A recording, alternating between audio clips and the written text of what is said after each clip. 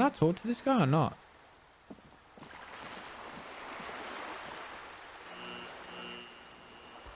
No. See what's up here.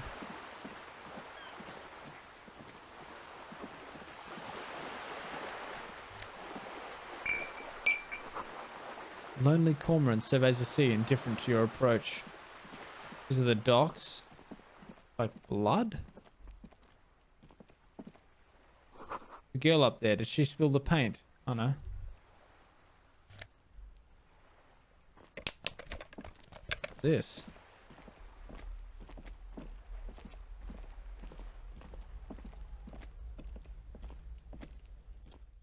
This is a wall on the side of an apartment building. Why am I looking at this wall?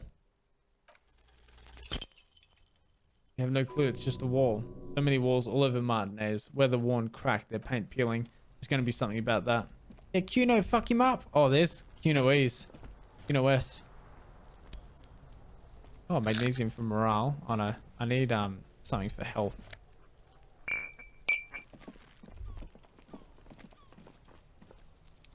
Garden hose, this won't be of use until the snow melts. Chairs and tables eaten by rain and rot. Another splattering of bullet holes on this wall. Orange bum hat. And nosefed. Oh, good. That nosefed will help. Just a closed door, but you look at it suspiciously. Oh, there's my jacket. These barrels are full of rainwater. What does the bum hat give me? Reaction speed, but -1 to rhetoric. That could be useful. There's a door I can go through there. People I can speak to there. I'm going to speak to Cuno-S. Are you trying to sneak up on me? Come to slit my throat in my sleep. Fuck. Apparently she doesn't like people standing behind her back. Pigs come to take me out. Trying to snuff me out. No, why would you even say that? Why are you sneaking up on me like that? It's not a good idea to scare me, pig. Not a good idea at all. Alright, she doesn't seem to be very important. Just a character, which causes problems.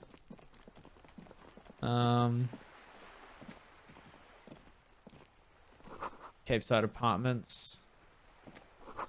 Rue de Saint-Castellan, roundabout north. Inside, the frame of a motorcycle in repair and tools used to disassemble it. Gonna get fat stacks from this chat. Collecting these bottles. Look at me when I'm talking to you. Are you talking to me? 30 metal door guards the southwest entrance to the apartment building. It's locked. The door rattles against your knuckles, but there's no response. The door rattles again, but this time you hear an elderly woman's voice calling out from inside. Stop banging on the door. I'm not letting any more strangers inside. Hold on, who am I speaking It to? don't matter who I am. Now, go on, get out of here. From within comes the faint sound of a broom sweeping across the concrete floor. It's the police. Open the door. Police. Everyone knows the police don't come round here. But I'm not joking. No, I already told you. I won't be responsible for any more strangers getting into the building. Go check the backyard door. Maybe someone there will. She trails off, leaving the sentence unfinished. Backyard door, there must be another entrance to the east. Kim, tell her we're real policemen. Madame, I assure you, we are real police officers. There is no reply, just faint sweeping sounds again. Alright. What's that?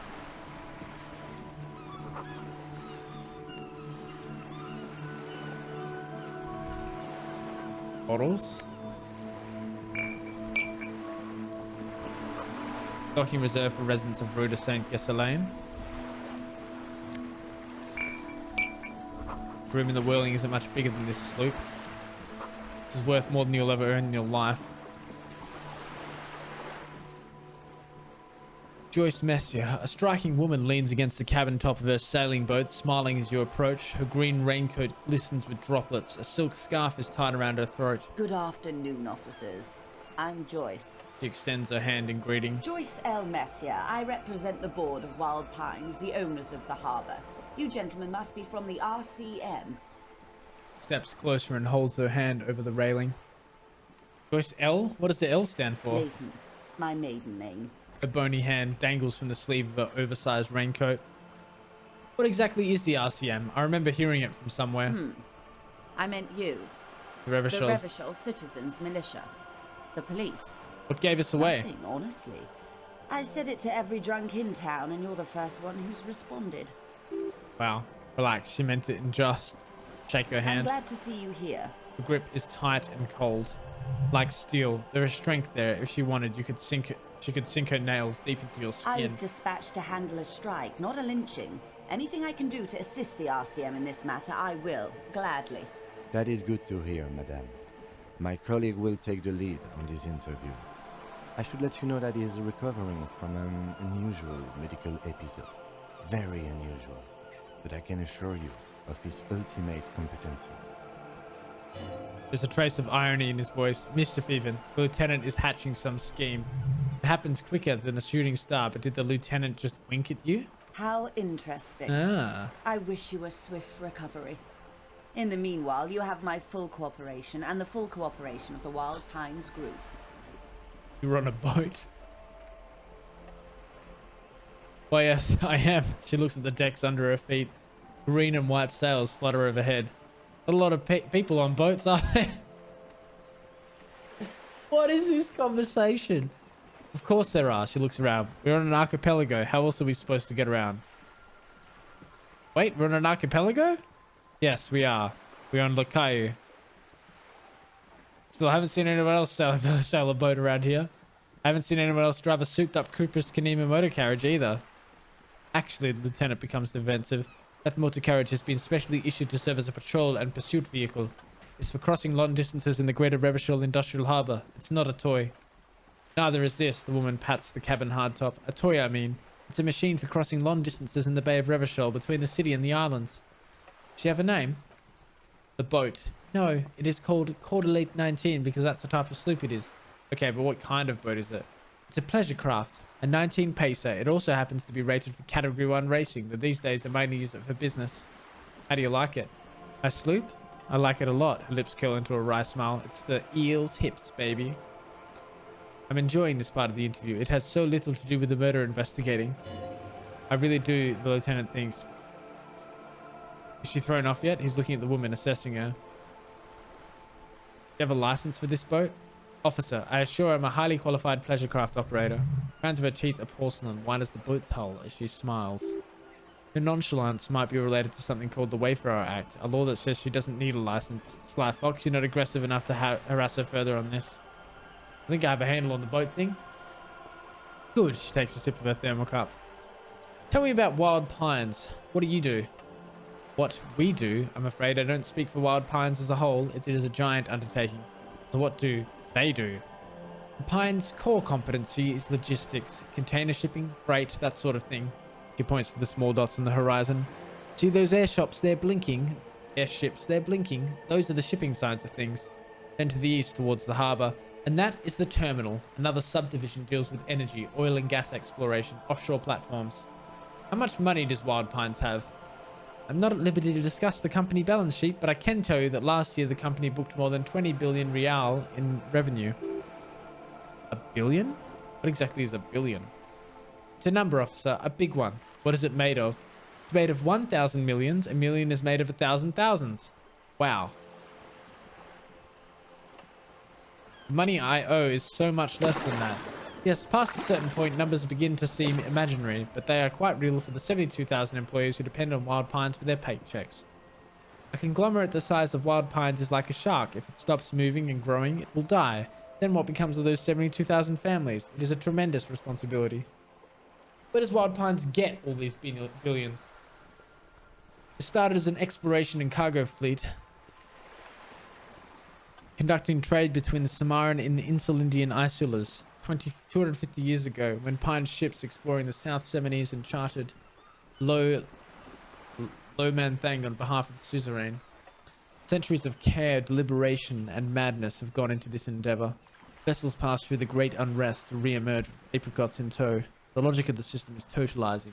It's taken everything from its employees to build it. For such a huge system, what with a place like this? You mean aside from being the terminal's legal owners, she gives you a little smile, who are responsible for moving 8% of the world's cargo? 8% of all cargo in the world? That's quite the endeavor indeed. Port gain, the 15th tribe. What's that? Temporary research bonus, none. Research time 5 hours 55 minutes. Wild Pines, Feld, Capri, Tricentennial, Villia, and La Salle. Names of Revacholian intertribes spring into your head. Set loose at the mention of Wild Pines. Royal monopolies, octopuses, and swordfish, most of them gone now. YBP, Expander, Saint Baptiste, Brighter Star, LUM, Resplendent, Insulindic, Welter, and El Cassette. But isn't one missing? Wait, no, there are only 14. Then why do you feel like there's a 15th intertribe? Can I internalize it or not?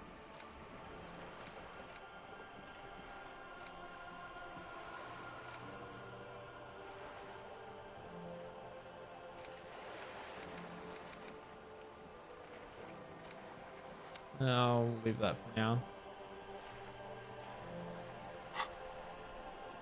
She nods forcefully. There's no minor cogs in the system. Each terminal must be accounted for lest the entire system break. Every hiccup in such a system means thousands lose their job the world over. I'm here to assure that doesn't happen. With your help, hopefully, says her warm tone. What can you tell me about this strike? Everything, she smiles, right up to, but not including, trade secrets. Wait, what if I want to hear about trade secrets?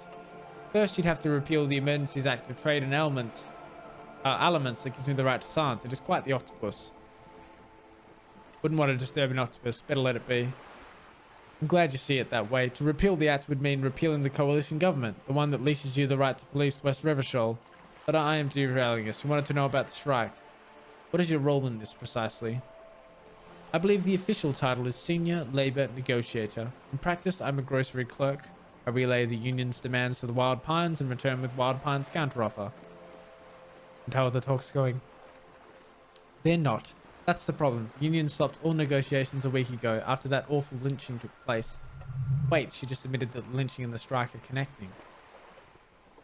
Now they won't even let me into the harbour. There's a 2.2 metre racist behemoth blocking the gates. Oh, you mean Measurehead? Yes, Jean-Luc Measurehead. She leans back and rolls her eyes. So the strike is connected to the lynching. Her eyes narrow. Yes, I believe there is a connection. That's a subject for later. How are the talks going before the lynching? Let's say I was not making the kind of progress I'd hoped for when I first arrived. Where did you first arrive? I arrived 3 weeks ago, she thinks. Yes, in the middle of February. The bay was still partially frozen then. I prefer to do these things on site, like the RCM. He looks at his notes. The strike began in December. I wasn't the original negotiator here. I took over after Mr. Gormant hit a wall with Mr. Clare, the union boss. Mr. Clare refused to speak with Gormant despite concessions he granted the union in prior negotiations. This isn't the first time the union has gone on strike? Heavens no. There have been 2 prior strikes. Both times the union won significant concessions, including overtime pay and a medical plan. This time their demands are more, I guess you could say, aggressive. What happened to this Gormant? Mr. Clare told him to, how did he put it? She pauses to compose herself. Fuck off, midget! Gormant is short of stature, you see. Cool. Yes, extremely. Keep in mind, this is a negotiator Mr. Clare has worked with before and who was more than fair with him in the union. What are their demands? There are leaflets everywhere and banners. What did they say again? Oh yes. Every worker a member of the board. I don't know what to think about that. Fortunately, they explained it. Every time the Wild Pines group makes a decision about anything, it needs the signature of each of the 2,200 workers in its Martinez terminal. Just so you understand, this is but one of the 22 terminals owned by Wild Pines. Essentially, not only are they kings of the company, they are also kings of the 72,000 employees of Wild Pines Group. What are you going to do? I'm not sure. Naturally, I assumed that was just their opening position, a hard-nosed tactic with a side of mockery, but there's been no follow-up, just the same nonsensical slogan repeated over and over again. And now, people are getting lynched, I hear. Behind the whirling in rags, a disastrous situation if there ever was one. Excuse me, the lieutenant looks up from his notes. From who did you hear about this lynching? The reply comes quick. I first heard it from the boy at the gates, the one whose very name advertises as his aversion to work. I think he said it was Bonnie Manana. This checks out. Scabs at the gate. Did you put them there? The scabs? She raises her brow. You mean the huddled masses of Jamrock come to plead for work where the union refuses to? Don't let her answer it herself. Let's call them strike breakers. You put them there, right? If these strike breakers were organized by Wild Pines or its affiliates, then it would be a company secret I could not share with you. Not yet, at least. It's implied she's open to discussing this matter with you at a later occasion. That's good. Tell me about this union boss, Mr. Clare. Evrat Clare is a man of the utmost integrity. If you can say one thing about him, it's that he always puts the interest of the workers first. Really? Of course not. Evrat is fantastically corrupt. I imagine he has a thick, viscous goo where you and I have blood. If you were to prick him with something sharp, you could see it oozing out. A knife, maybe. No, a rapier. You sound like you're about to take a rapier to him. Oh, heavens no. We get along just fine. But now that you mention it, I can't stop imagining that black treacle just dribbling down his bloody double chin. She stops and smiles. Is he that bad?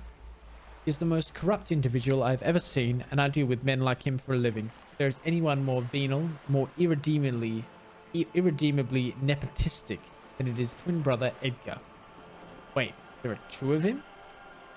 Yes, Edgar looks exactly like his brother, except for that lazy eye. He also talks exactly like Everett does, and when one's term as foreman is up, the other takes over. It's how they circumvent the term limits, you see, with funny little switcheroo. While in office, they've embezzled God knows how much of their workers' dues. What about the union itself outside the brothers, Claire? The Debador Union was once a perfectly normal institution, 20 years ago anyway. It must not have been easy to establish under the Emergency Act, but they did it. I can respect that. She adjusts her hair. Organized labor at its best, as they say. Then something happened in the local chapter elections. The brothers Claire came and transformed it into, how do you say? She hesitates, looking for the right expression. A mob, the lieutenant says succinctly. The Debadeurs are a crime syndicate. Sad as it may be, I suspect we'll be forced to cooperate with them. Refreshingly honest, officer, she nods. The company has tried appeasing in the past, but I'm afraid our concessions have only emboldened Everett and his brother. She turns to you. In your opinion, detective, if I may ask, I'm a curious and talkative person, you see, she explains. Did you say the Debadeurs Union is effective advocate, a giant leech sucking the life out of Revachol, basically a socialist mob? Giant leech sucking the life out of Revachol, basically a socialist mob. Thank you for being candid, she notes. Sadly, Wild Pines have cooperated with what amounts to a crime syndicate for 2 decades. However much you feed the wolf always hungers. One more thing, you said something happened in the election. I'm glad you asked. There was a woman, the previous forewoman of the union. She disappeared. Disappeared? Yes, on the last day of the local chapter elections, her daughter phoned in and said she wasn't running anymore, or coming to work. Ever. End of story. This forewoman, her name? Sadly, the company records do not even give a name. She's just forewoman in a private correspondence. Holly. I don't even know if it's a sir or given name, and I don't have access to the union's files. Eerie. Downright haunting, if you ask me. The Wild Pines suspected foul play, but what could they do? It is a union matter. The point of the presentation is these kinds of things happen around the Clares. Watch out when you're dealing with them. Thank you for your concern, ma'am. We'll be just fine.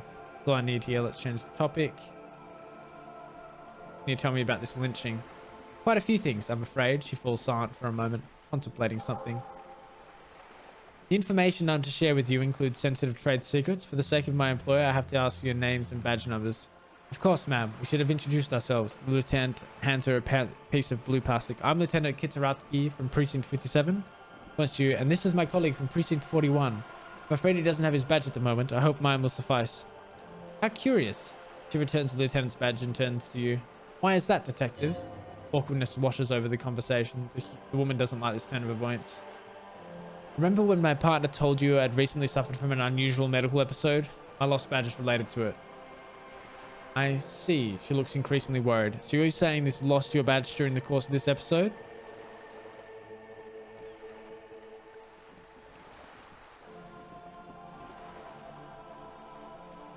Could have eaten it for all I know. I don't remember anything. This world, this city, nothing. Oh, dear, she sighs with compassion, sadness even. I suppose this does explain some of the more curious turns in our conversation. As I said, ma'am, the lieutenant interjects. His technique may be very unconventional, but he is an officer of the RCM. Of course, I sympathize, but I'm afraid I simply can't share anything more until I've seen that badge. She's a professional negotiator. She should be open to some sort of mutual beneficial arrangement.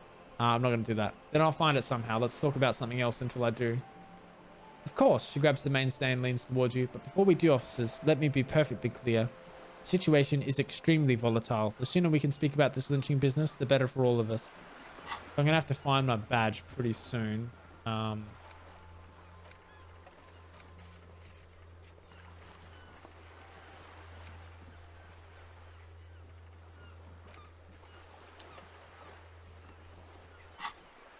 You know something about these tattoos? Show the photo. That's the man who was killed. She almost takes the photo, but then stops. I'm afraid this is the discussion for once we've cleared the lynching question. So you know something about the tattoos. Better not to tie the forestay to the backstay on this. I hope there's something else I can help you with. She wants to answer the question. Protocol keeps her from it. You seem rich. Can I have some money? It's what you want to say, but it isn't that easy though, is it? What? Why not? Look at that lady. Take a gander. Squint your eyes, bub. What nice fabrics. Why, yes. Tucked away under the sturdy green raincoat, almost rustic in its simplicity, a silk shirt matching scarf around her gentle throat, while dull orange pearls hang from her earlobes, red from cold. Her light green eyes scan you, full of knowledge and worry, wealth and all its possibilities. These are the kinds of eyes of the rich man that seem to say everything is possible. Yeah, so? Now look at you, you misery-clad simian, barely able to tie your own laces. Your armpits are lakes, a scythe of booze precedes you. Your hair sticks to your forehead and your underwear feels uncomfortable. You're poor as balls. You can't ask this person for money. You're too ashamed. Yes, I should make my own god dummy by now. Maybe you can ask her for some stock tips. That's a maybe. Or a job, but you're sure as hell too ashamed to ask for cash, buddy. As I was saying, her voice breaks the silence and suddenly you're back again. Nearby, a seagull pecks at a piece of garbage. If there's any way I may be of assistance, please don't hesitate to ask. Can I have some money? May as well give it a go. Check for... I'm sorry, it just doesn't come out of your mouth. What it does is... Her voice is kind, a little hoarse from the wind. What you meant to say was, thank you, that's all for now. Of course, detective, take care. So, I've got to...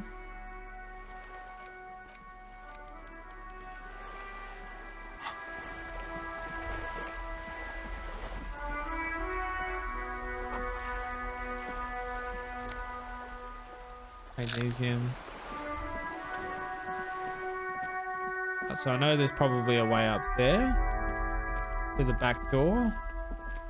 But let's try and get some cash back. And then I'll go confront Kuno.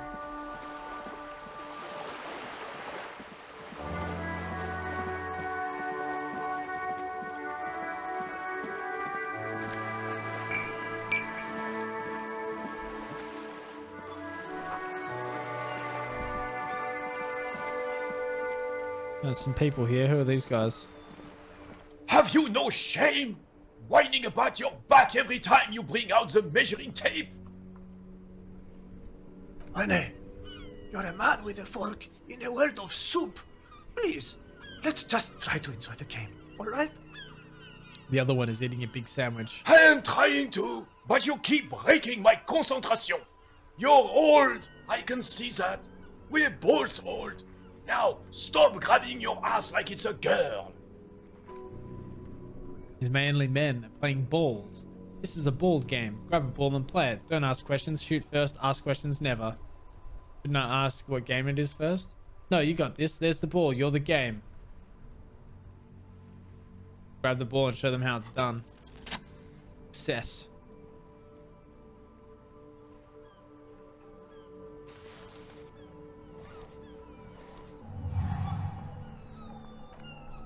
You're immediately surprised by the ball's lack of weight. No matter, you'll make it work. Feel the ball. The cold metal ball is surprisingly smooth against your neck. It has a pattern on it. Probably a sponsored ball. Yours would only be covered with bumps of learning and scars of victory. Already your muscles are adjusting to the weight, the nervous system calibrating until you and the ball have merged into a single entity. The man ball is ready. Taking the surroundings. chilly breeze ruffles your hair as you stand there, feet firmly planted. All sounds, smells, even the wind, everything fades until the only thing left is the union of man and ball. That is some deep shit, chat. Deep shit. It's time for a last glance inward. Who am I?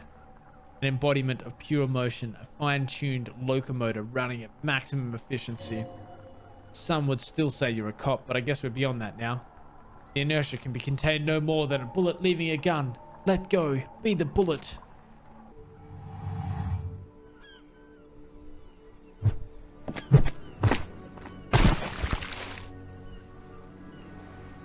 Did I just throw that in the water?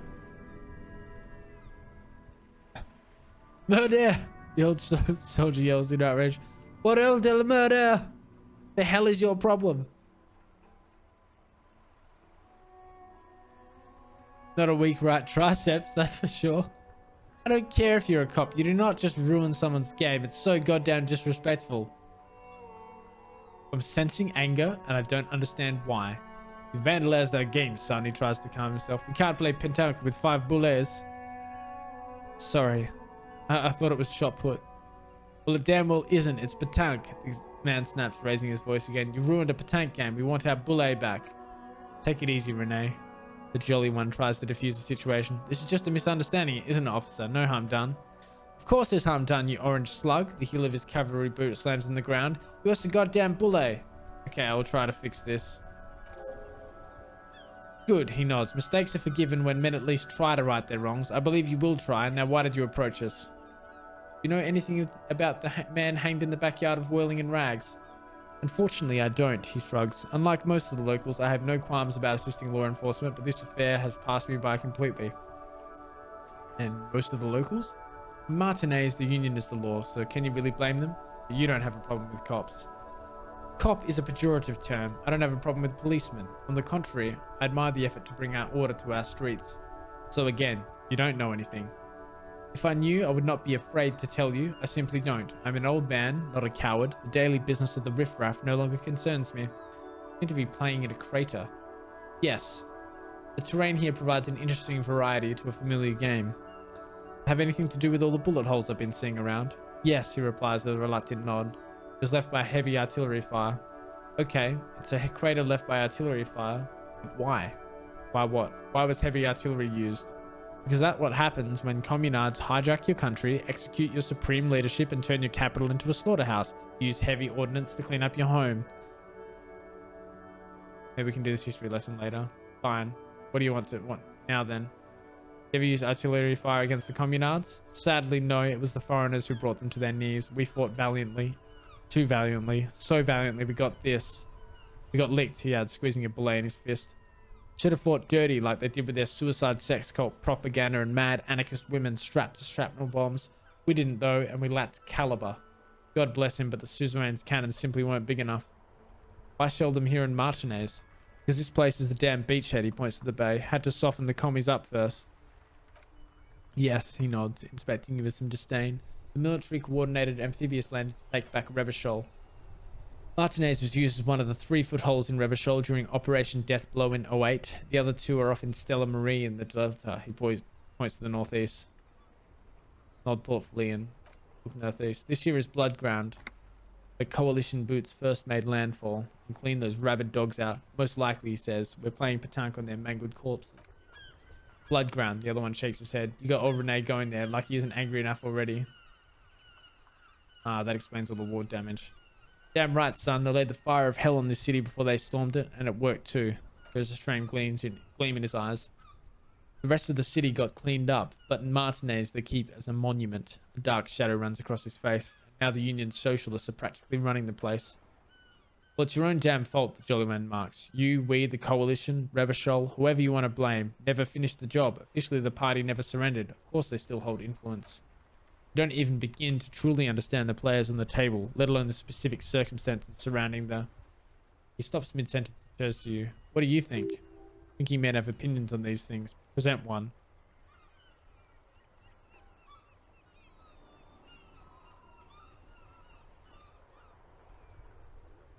Foreign powers cleaned up our mess, and now they rule us. Shake your head in shame. Sorry it had to be them. He looks down at his boots. After 8 years of fighting those hyenas, boiling cats' food and drinking piss in the mountains, I would have preferred if the Right Honourable King Gulam returned to Revachol, or even if that damn clown Fristle had risen from the grave and led us. Sadly, that was not the case. This royal failure weighs heavily on him. Instead, all that is just, holy and beautiful in this world was wiped away, and now it's neon signs with toothpaste ads everywhere. Foreign influence peddling garbage and stupid music on the radio. He sighs. This is just what the commies wanted. This was their plan all along. This is what they wanted to replace the rule of suzerain with.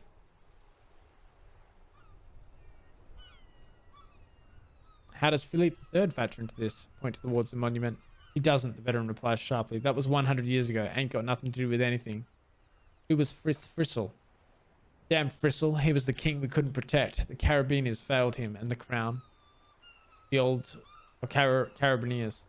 The old veteran falls silent and massages his chest. He died in the hands of the whole polloi in a very public execution. He slouches as he says that. It makes him smaller, admitting they left the king to the mob. You mentioned Gulam? A true king in both blood and mind led Revachol before Fristle. He would have been better, but the damn cobbies threw him into exile. What exactly is a suzerain? The suzerain is the king. Has everyone forgotten already? He then slowly nods and says to himself, they've forgotten already. Soon they will forget everything. Him too. Then he chooses anger over melancholy. It's no use talking to you. You were still in Daddy's balls when it happened. When we took our last stand against the filth and rode the cavalry straight into the gunfire.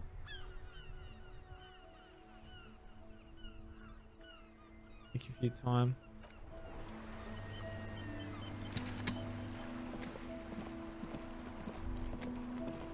Oh, what's this?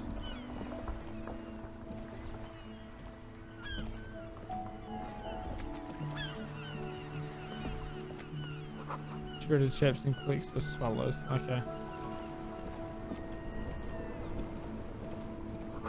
Power tracks leading onto the roof. The slush in the rain has almost washed them off. Down here.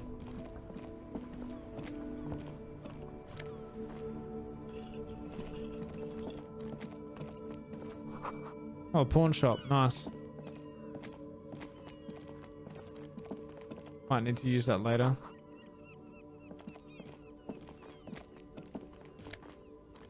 Fingerless gloves? Hell yeah. I don't want to go to the pawn shop just yet.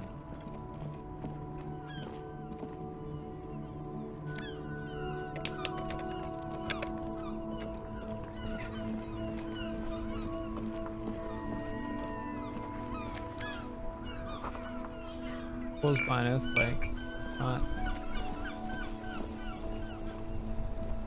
Enormous bullet is worthy of a real man.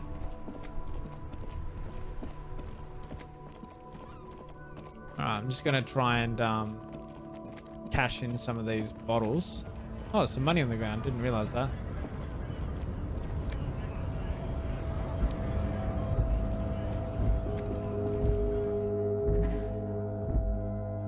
Take out after he's gone to sleep. Okay.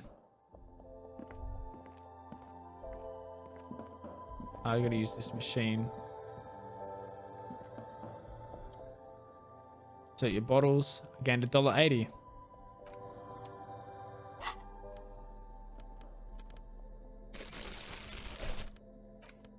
Gasoline stained fingerless gloves in navy blue. They've been worn threadbare. Being made of wool still provides some warmth and comfort.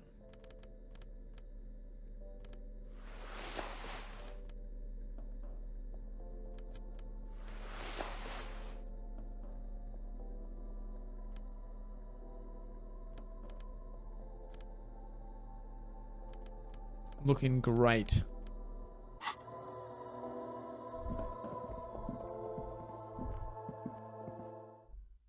Oh, actually, do I have enough for the...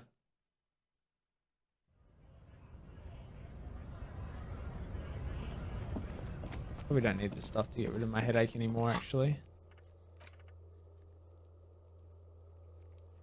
Some similar looking metal sphere. Willing rags. See if the guy has anything to say. Police work is tough. Take breaks. Talk to strangers. Explore. Who's this guy? Oh, who's this guy that's asleep? Man is sleeping at the table wearing mud-caked boots and rolled down overalls. The back of his shirt reads Wild Pines encircled by a logo with a tree. A colourful piece of plastic is dangling for a carabiner. Makes your fingers itch. On the counter, rolled out of his open hand, you see a blister pack of headache medicine. Pick up the pills. Yay! Man does not mind. You probably need them more than he does. Just picked up medicine. The item is stored in the bottom left corner of the screen above your character portrait. Click on the plus icon to heal your morale if you have morale damage. Inspect the piece of plastic on his carabiner. The dock worker's ID, doubling as a shift card and a job permit. A young, able-bodied man stares back at you from the photo. Santiago S. John. Might steal that. Fingers crossed. Success. Your fingers find the way into the shackle, flipping open its spring-loaded gate. The metal loop holds the plastic ID in a leather-bound pocketbook. And the man? The man emits a loud snore. Is he about to wake up? Doesn't look like it, but you never know. Better be quick. Does the lieutenant see me? No, he's looking the other way, perhaps purposely. Steal the document. You slip the plastic ID card out of the loop and pocket it. The man continues to snore. Swipe through the pocketbook and take what's inside. You find a black paper note with a woman's profile on it. Seems like this woman lived centuries ago. The note says 5 real. It feels nice and greasy.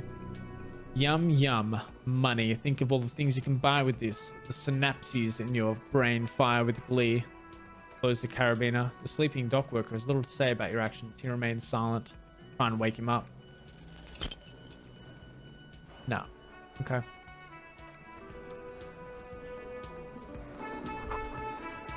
Bottle of rum has been knocked over. Beautiful dark liquid is spilling out. That sugary black rum standing on the counter makes you teary-eyed with joy. It's almost touching how syrupy and sticky it is. How long have you been up already? Pretty long. Not now. Oh, excuse me. Do you have something better to do than lust for sweet, syrupy rum and lemonade with a twist of lemon? Maybe lime? Maybe who cares? Just rum. Finished thought. I am staying strong. I'm going to reform myself. It's all about money, you know. Yeah, sure, dude. I definitely know. Can I help you? Saying something here at the Willing Guard. I think I need to talk about. What thing? Set a sign that says the mess hall is reserved for the Union. Yes, not the whole damn Union, thank God. Just the nastiest and loudest faction. He tosses his head in disdain. We come here in the evenings. Dumb, unruly types. Think they're big shit, but they're good customers. They place big orders and always pay on time.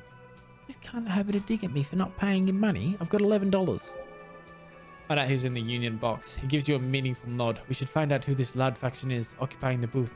Loudness means talkative, and we need info. How do we find them? We don't. We have to wait. They'll show up sooner or later. He looks towards the booth. Men are hungry, even men on strike. He glances at the clock on the wall behind the manager. Ha! It's after 16 o'clock. The sign said reserved starting 6 o'clock. Why isn't anyone in the mess hall? Good question. He turns to the cafeteria manager.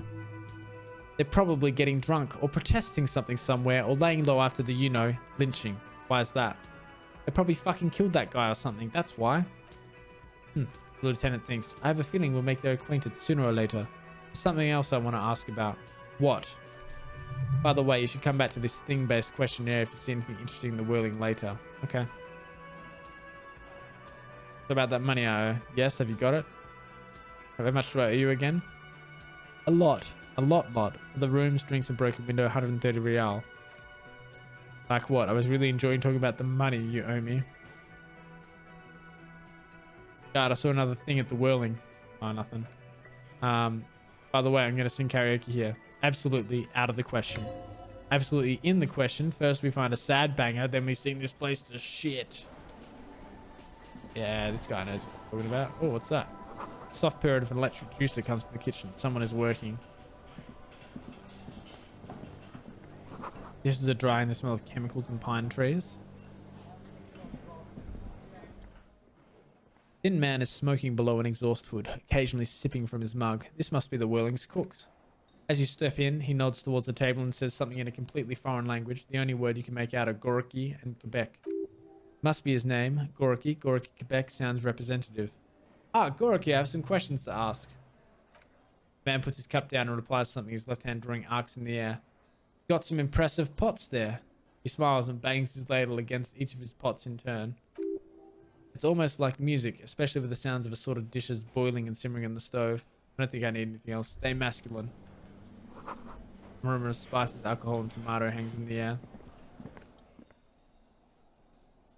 See a heavy steel door with a prominent dimple lock. It's painted blue. You immediately feel drawn to the color. Blue is for mystery. Touch the door. The cobalt blue surface feels rough to touch. The stainless steel is door flush with its frame on every side.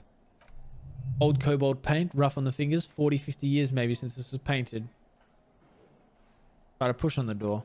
The door does not budge. I wonder where this door leads. You do. The lieutenant regards you with patient skepticism. There's a door in the back of the kitchen. Why do you care where it leads? It's part of the whirling in rags. There's something about this place that makes me want to know. Eccentric, but okay, I suppose we could look into it as a side investigation. He's not bothered by eccentricity. He seems genuinely intrigued yourself. The door and the main investigation will merge into a stereo investigation. If you say so, he looks at the door. Then you. Guard is the person to ask about this, the cafeteria manager. Okay. Oh yeah, I got this card. A standard issue dock worker shift card doubling as a worker's permit. The bottom left corner holds a picture of the man this item used to belong to. Two of you look nothing alike, just so you'd know. Find a way into the secret passage. Have a chat to him. See if he knows anything. Can I help you? Mysterious blue steel door on the back of the kitchen. Oh yes, that door, sure. There's nothing mysterious about it. It's just a door. You know what's behind it? Do you have... No, I don't have a key. I don't know how to get there, and I don't care either. It's not like I've been wondering about it for 10 years. It's just a fit warehouse, probably. Or some boring storage space with a bunch of old junk and dust. Junk and dust. He runs his finger across the counter to check for dirt.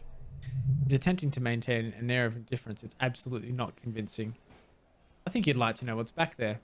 Fine, okay, a little, but my job doesn't leave me time for wondering about one locked door in one of the cafeterias I manage. Oh, this right. This guy keeps always going on about how he manages multiple cafes. So I haven't opened it. I have cleaned the whole place 100 times over though, after the animals, and I haven't found a key, so good luck with that. Alright, that's fine. Is there anything upstairs?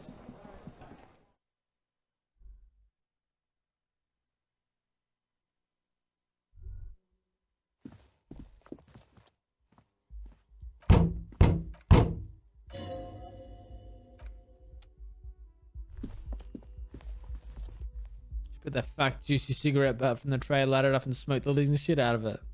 Am I a smoker? Who knows what you are? A monster? A murderer? The gnome of Jeroma? You feel like a smoker, especially when you look at that juicy, succulent, seductive cigarette stub, still smouldering deliciously. She broke it at the filter. I can't smoke that.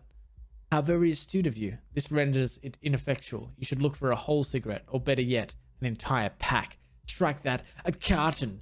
Make sure they're all healthy and able-bodied, then smoke them all. I'll think about it. Good. Thinking about yummy cigarettes in your mouth is the next best thing. Make sure you think about the juicy stinks of tobacco all the time, though. It doesn't count if it's not all the time.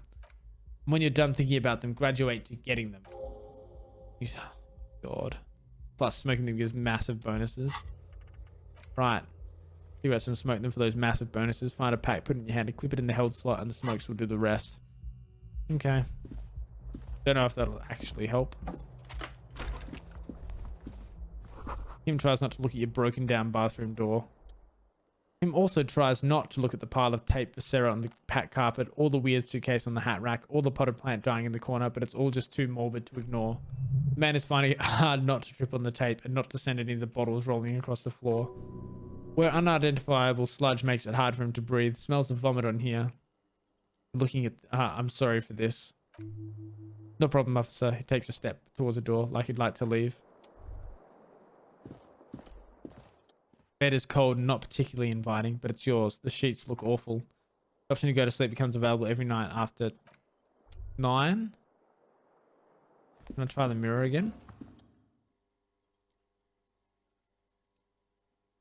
Try that again. Check failure. Get its fixed force to stop steam from picking up the mirror. Nah. Your hands, however skillful, can't manage this task on their own. You should get your chain cutters out.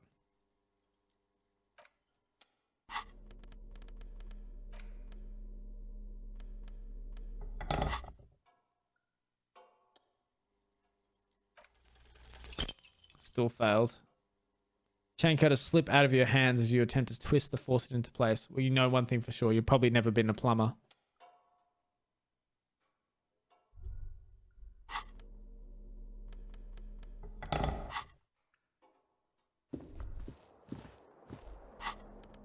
Can I pick those bags up? Oh, these bottles. Hell yeah.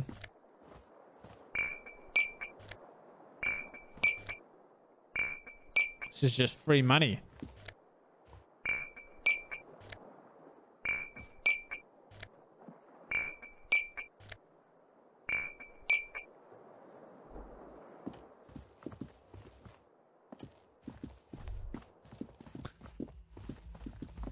Alright. Oh, actually, do you reckon there's anything outside on the balcony?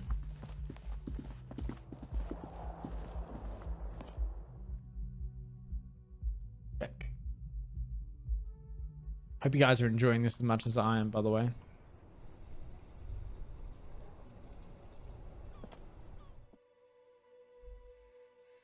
Buy a book. Reading passes time quickly. Interesting. When I've got any time-dependent quests, I can buy a book and that'll help me get past it. Revachol. Orange is pronounced orange. Orange. Old lady need to speak to me now?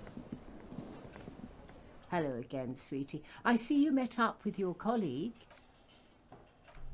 Wait, who's Sweetie? Why? You are, officer. I'm no Sweetie, look at me. You are a handsome man, officer, with your moustache and your chiseled jaw and that silly dimple on your chin. Thanks. You must forgive me. I'm getting so scatterbrained, I completely forgot to introduce myself. I'm Lena. My husband Morel and I are staying with our friend Gary just down the street, but I come here for tea when they're away. Her eyes glitter over the rims of her glasses. Looks up, smiling. Selena is wacky enough for the motley crew. Hire her on the spot. I don't know if you noticed, but I don't know where I am or what I'm doing or anything. Her eyes follow your movements with some concern. Yes, officer, you look rather dazed, like a stunned fox, but surely things can't be that bad. Drank so hard I forgot literally everything. Oh my, it takes a moment to process. You know where we are, right? The Whirling and Rags cafeteria? It's on my keys. That's right, and where is the Whirling and Rags cafeteria located? In Revachol? Yes, indeed, we're in the fine city of Revachol. Okay. And Revachol? Revachol is the disgraced capital of the world, something like that. Yes, great, see, we're getting somewhere. What else do you know about our city of splendor, tattered as she may be? Honestly, I don't know diddly squat about Revachol. What kind of place is this? Her eyes grey widen. How would I even begin to tell you? Revachol is the most beautiful city in the world. We're fortunate to be here, you and I. I haven't seen very many other cities personally, but everyone says so. Revachol is a rare jewel. The city used to rule the world, though it has seen better days. There's a pause as she studies your expression. You must look quite lost. Speaking of history, you know what year it is, yes? It's the spring of 51. That's right. Dear, how splendid. Here, take this pen. Knowledge should always be rewarded. The relief is palpable. She was getting pretty worried about you there, but now she relaxes her shoulders. I can tell that this is taxing for you, so I'll just ask one more question. What regime are we living under? What mode of government?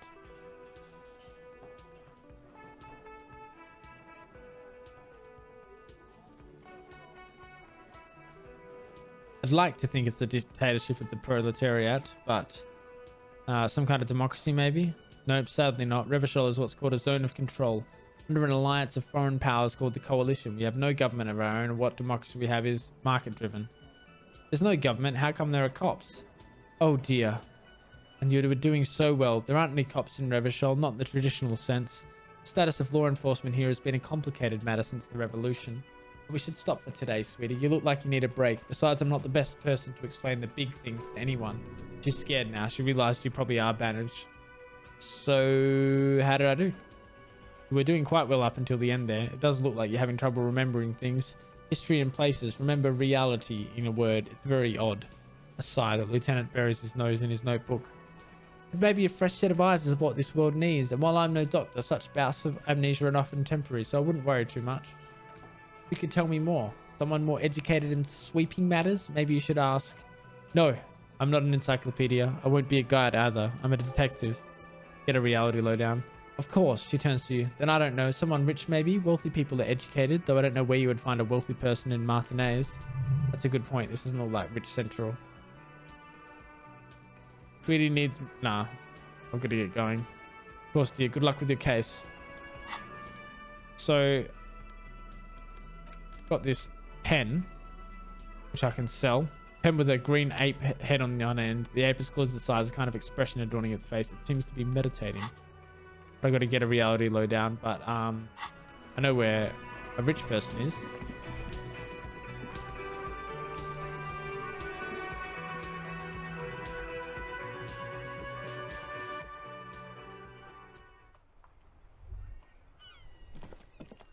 What's this say? Electronic doorbell, an old call box with a matrix of push buttons lists all the companies in the East Delta Commerce Center.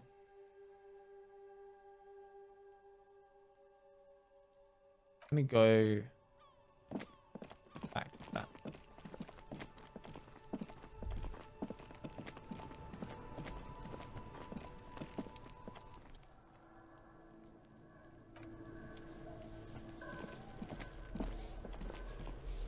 Fuck, does Kuno care? Kuno, I found your shack. Point to the shack. I found Kuno's secret door to Kuno's secret shack. It was closed for 5,000 years. How the fuck did you get in? I pushed the panels aside, Kuno. And then what? You fucking there? You fucking Kuno's kingdom? He's trying to fuck at you again, Kuno. What was with the pig head? Oh, that. He picks up a bit of dirt from his fingernail. Kuno decapitates pig. That's just a Kuno demo tape. Cool pig head. I liked it. I got one too. This one. It's shit. What? What is this shit? Fucking on yourself. This is a weird level shit. Kuno doesn't go there. Fuck your shit back to normal. What is this? Well played. No one saw that coming. Found a plate covered with powder residue. Know anything about it? That's where Kuno gets his deadly hit of electric. Kuno Shazam. Kuno rides the fucking lightning in there, pig. Bet you'd like to ride the lightning too, wouldn't you? You feel tired and old, but you could have that sparkle in your eyes. What's with the tube of Magnus Solum, Kuno? It's a vitamin, pig. Don't you know anything? He looks at you like you just pointed at the sun and asked what it was. You could use some. Magnesium, right? Yeah, it's the mag. You fucking need that shit to stay on top of your game. Kuno goes through a tube a day, rips mag like a motherfucker. And you could use a barrel. Don't teach him, Kuno. He's going to use it against you, Kuno. I know all about magnesium. I rock it all the time. He looks at you, eyes bulging. You're not getting this, pig. It completely takes away the hangover. It's like you didn't do anything. Like you stayed home playing with your choo-choo. Fuck you, pig. Don't do mag. You're going to OD and you're going to fucking die. Could I get into the harbor from the roof? Of course you fucking can. How do you think Kuno made all the docky boys his gimps? Just got to fly, pig. Got to jump to get in. Is that it? Easy. Not for you, pig. Kuno can't wait to see you get all scared and shit your pants. Kuno can't wait to see you shit on your fat pants. That's all there is to it then. Don't be a pansy. Just jump. I had enough of this. Good call, Pigmeister. Don't come and talk to Kuno about his kingdom. Talk to Manana about the armor. So, he raises his eyebrows, projecting aggressive indifference. He told me you promised to sick the pigs on him. He said you're now the king of the entire Jamrock. North Jamrock, he corrects you. Kuno meant everything north of 881. The rooster fucked Kuno's words up. Kuno doesn't do south, doesn't fuck with the Madre. Kuno sent your fat ass running around like Jello. Look, pig, he's suddenly all business. Kuno sent you to rough some people up. Kuno played you. That happened. Now you and Kuno should move on. I remember this, Kuno. You got fucked, he repeats. You got fucked, pig. Fucked bad. Of course you're going to remember this. Now get the fuck out of here, griefing the Kuno. After this shit, you better have something real interesting to say if you want to stay in Kuno's face.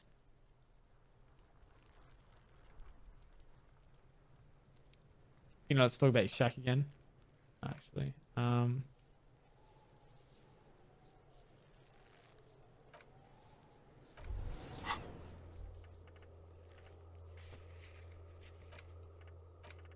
could have lied to you.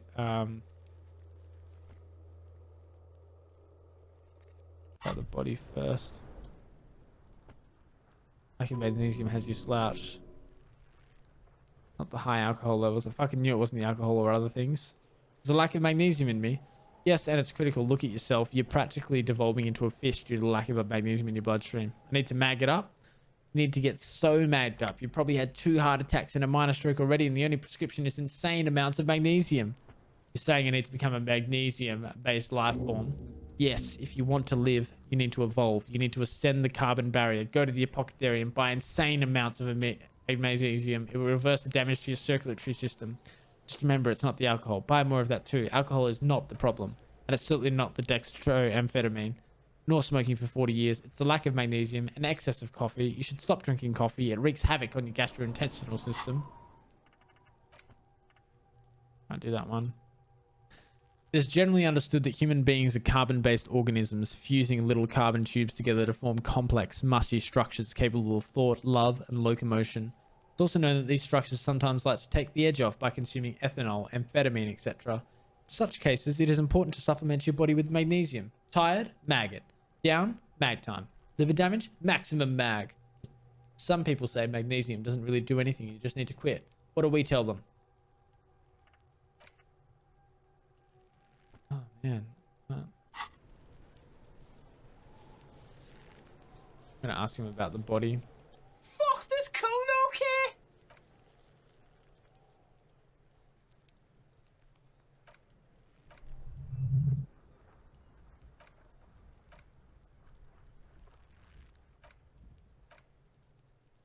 Right. Oh.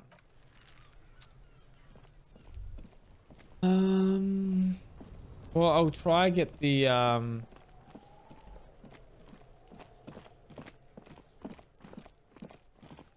magnesium. I think I can get that from the brain stopped working. Fritz store.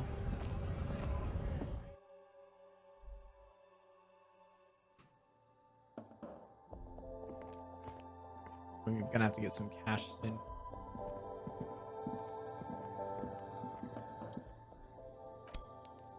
Bottles clunk into the machine and the money appears with a satisfying jingle. You're a richer man now.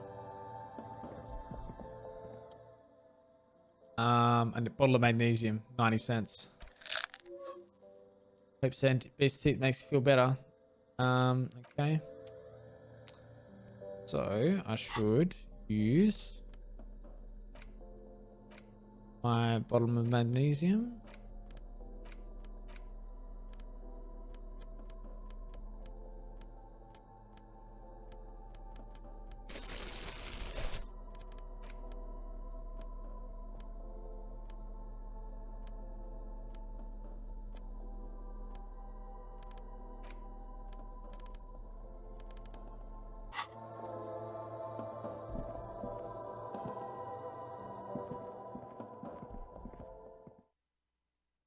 I don't know if that worked.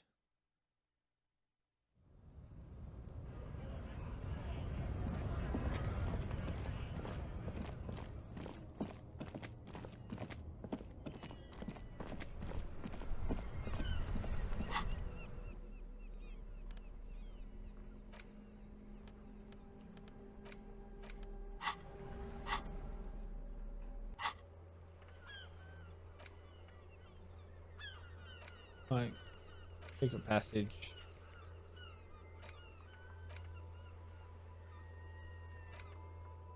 Men's boots, armor piece, getting the body down. Victim's tattoos, run the number, track down your gun, badge, damages. Very okay.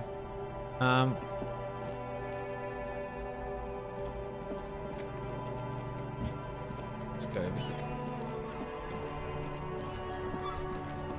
Maybe it's time to go to the pawn shop. Feel great. Get rid of the city of the filth. Okay. Didn't really help me though. Oh, what's this guy? Man on waterlock. Evening, officers. Burly man hangs out by the waterlock, carving up a generous service salami with an old hunter's knife. His eyes are fixed on a man stranded on the other side of the waterlock and on an enormous billboard that has fallen down into the canal between them. First things first. What are you doing here, man on the waterlock? My friend Barry the butcher is stuck on the other side of the river. Of the waterlock. I'm keeping him company and eating his salami. In the corner of your eye, you see a man in a yellow shirt and grey overalls waving at you from across the canal. He seems disappointed about the wreckage on the waterlock and the salami. The man on the waterlock picks the skin off a slice of salami and takes a sizable bite. Very good stuff. Anything I can do for you, officer? You know what caused this wreckage? I wasn't here to witness it, but these look like tyre tracks on that sign. Weird, huh? Then again, plenty of daredevil drivers in Revachol. The words daredevil driver sound ominous to you. Ooh, it was probably you. Too bad it also takes a year and a day to repair anything around here, especially a waterlock. The rest of the coast is closed off till then. Do you know what's further down the coast? Well, there's the fishing village, an abandoned fish market, a bizarro church. Not much use of the congregation though. There always seemed to be something wrong with it.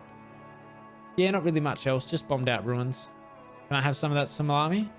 Sure thing. He cuts off a slice of salami. It is salty, it is savory, it is chewy. The hangover only makes the salami more tasty. Want some too, officer? He turns to the lieutenant. Lieutenant ponders the offer for a moment, then decides to go for it. Why not? He takes a slice of the salami from the man and chews it. Right, bye.